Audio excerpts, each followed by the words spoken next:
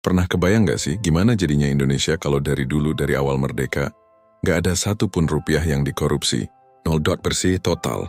Bukan cuma mimpi tapi ayo kita coba berandai-andai sejenak.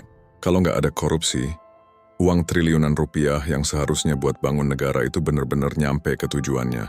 Coba bayangin, dari ujung Sumatera sampai ujung Papua, infrastrukturnya bukan lagi cuma jalan berlubang atau jembatan reot, tapi jalan tol mulus yang nyambungin seluruh pulau.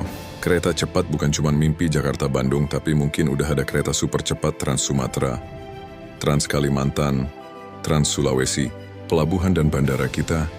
Jadi yang paling canggih se-Asia Tenggara, bikin ekonomi kita melesat kayak roket.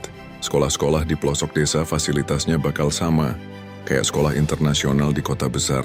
Rumah sakit nggak ada lagi ceritanya kekurangan alat atau kamar. Semua warga dari Sabang sampai Merauke punya akses kesehatan dan pendidikan terbaik.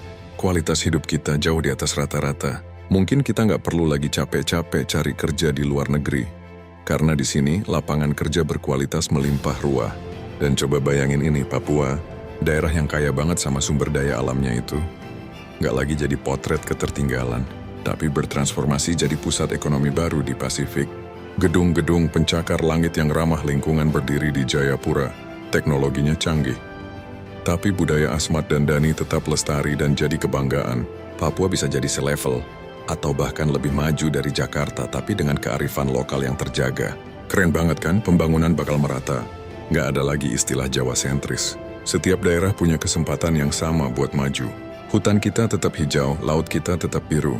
Karena dana konservasi nggak disunat, Indonesia bakal jadi raksasa ekonomi dunia. Negara maju yang disegani, tapi tetap dengan senyum ramah dan gotong royongnya. Ini semua bukan cuma mimpi kosong. Ini adalah gambaran dari potensi kita yang sesungguhnya. Potensi yang selama ini digerogoti oleh korupsi. Mungkin kita nggak bisa mengubah masa lalu, tapi masa depan ada di tangan kita semua. Membangun negara sehebat ini bukan cuma tugas pemerintah.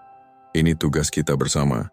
Mulai dari hal kecil, jujur dalam bekerja nggak ngasih uang pelicin, berani bilang tidak pada sogokan, dan ngajarin anak-anak kita tentang integritas. Setiap langkah kecil kita buat melawan korupsi, itu adalah satu bata untuk membangun Indonesia maju yang kita impikan tadi. Ayo, kita bangun negara ini bareng-bareng dengan tangan yang bersih dan hati yang tulus. Karena Indonesia yang hebat, Indonesia tanpa korupsi itu dimulai dari kita. Jangan lupa like dan follow Bugar Berduit ya, buat konten inspiratif lainnya.